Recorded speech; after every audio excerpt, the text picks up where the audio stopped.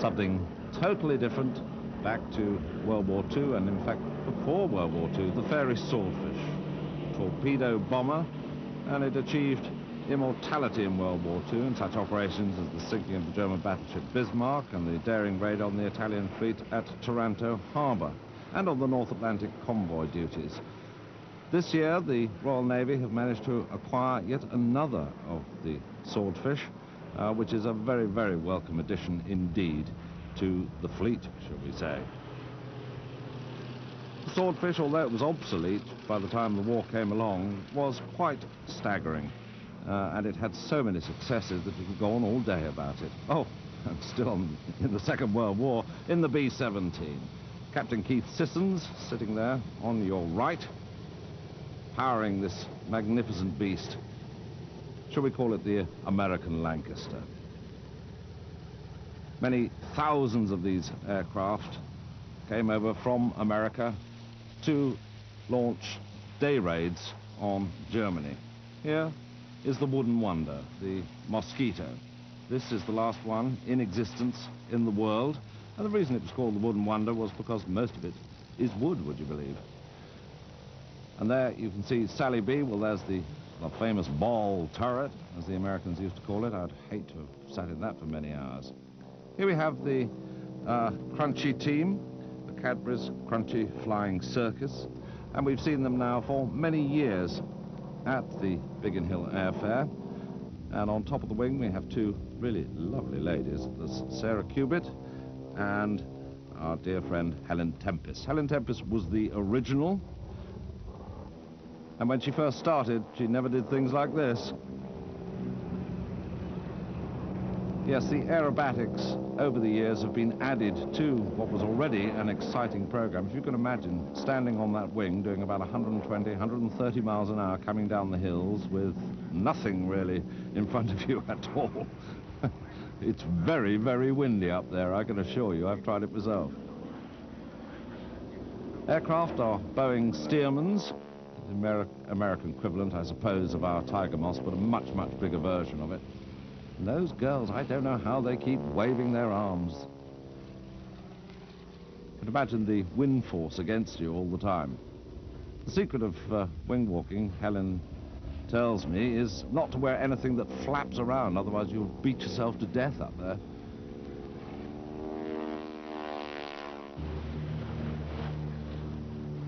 And Sally B now takes to the air.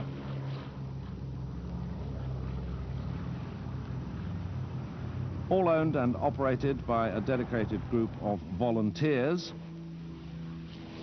Here goes the Mosquito. This is owned by Rolls-Royce. Two Merlin engines. Rolls-Royce, of course, very, very successfully put their engines into the Lancaster as well as the Spitfire and, of course, the Hurricane. A lovely view of Sally B. You can see that cowling on the inner engine there, the checkered cowling. That is in honor of the late Ted White, who actually bought this aircraft from the French over to Biggin Hill in the late 60s, early 70s. It now resides up at Duxford. There are a number still flying in the world, of course, but this is the only one in the UK, as is the Mosquito. Well, actually, the Mosquito is the only one flying now in the world. What a gentlemanly aircraft the Mosquito is and was. Another view of the B-17 as Keith Sissons brings it in with the Bombay open. Now you can see the disadvantage of the B-17 as against the Lancaster bomber. The Bombay was very, very short indeed. This was to give it the enormous range that it needed. So you could really only drop 500-pound bombs, quite a few of them. But it really was a bit of a disadvantage as compared to the bigger Bombay of the Lancaster. Now this is just stupid. I mean, who on earth wants to do that? Oh, dear, dear. Oh. Makes you go all funny just to watch that, doesn't it? It is all done for charity, of course. There's bungee jumping, but now let's go over to Estelle. Christian, you're the pilot of this SE5. How difficult is it to fly? Basically, it's very simple to fly. It's a basic aeroplane, fundamental, original biplane design with all the normal controls and perfectly normal. This is an actual reconstruction. How close to the original is it? It's very faithful to the original in all the design, except that it is 3/4 scale and it's got a much lower power engine. This has got a 100 horsepower Continental engine instead of the normal 200 or 180 horsepower Wolseley Viper the original had. It was first designed in 1917, is that correct? Well, the original design was 1916, but it reached squadron service in early 1917, and then went on with the Sopwith Camel to regain aerial supremacy of the Allies on the Western Front. How efficient was it back in 1917? Well, today, in 1917, it was very efficient. It was one of the first biplanes that could be dived full tilt with full engine power and not lose a wing or some fabric or something like this, which does tend to be a bit distressing. And compared to the triplane, how is it to fly? It's a lot easier. It's a much more stable, stable is a good word for it, aeroplane than the triplane. And what do you actually do in the aerial display? We try and demonstrate all the various facets of flying in the First World War, from trench strafing, which is the beginning of the sequence, to the problems of being bounced by enemy aircraft at low level, when you haven't got any airspeed and you've then got to turn and combat. And that's what we then demonstrate next, the various attempts to get on each other's tails to shoot the other one down. Is there anything you have to watch? Does it have any idiosyncrasies? None really. Yeah, I think in general it's a very good, very similar airplane to fly. If you hit one of the other person's slipstream during the turn, it can get a little bit awkward, but it can be perfectly controllable, no problem. You enjoy flying it? Oh, very much. Very much. Thank you very much, Chris. Okay. Now, ladies and gentlemen, the moment we always wait for here at Biggin Hill. This is the 1993 Red Arrows.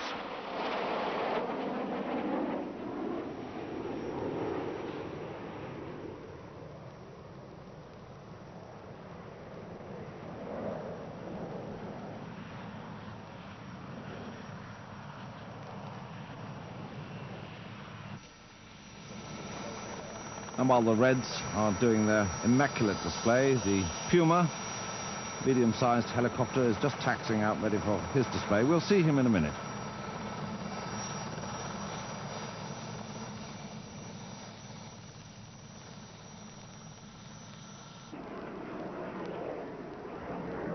But back up in the air, this magnificent sight, the Royal Air Force Aerobatics team, the Red Arrows. I suppose they're known pretty well everywhere in the world, and they never cease to amaze us. Every year they've got something new in the program, like that. They fly very, very close together, about 6 feet apart in some of these maneuvers. In fact, it was my good fortune to fly with them a few years ago, so sitting in that back seat was really rather hairy. The Hawk, of course, is the display aircraft now. The one before used to be the Gnat. And prior to the Red Arrows, it was the Yellow Jacks from RAF Valley. But over the years, this team has grown to be probably the best in the world. And it's maneuvers like that that gives you the reason why.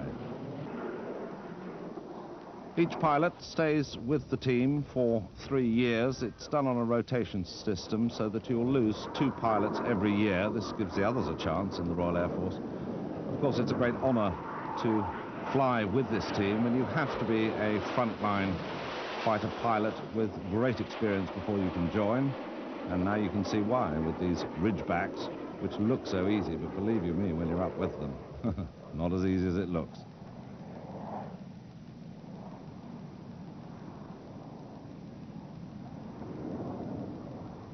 Quite interesting that most pilots view their time with the Reds as their sort of farewell to the Air Force. I think quite a large proportion of them actually retire from the force after this, because I suppose it's something that you really can't beat.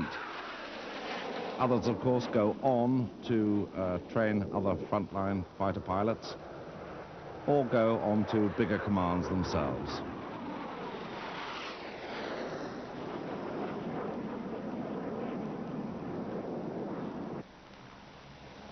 Back to the Hercules again, almost back to where we started, but not quite. This Hercules is transporting our parachutists, the Falcons,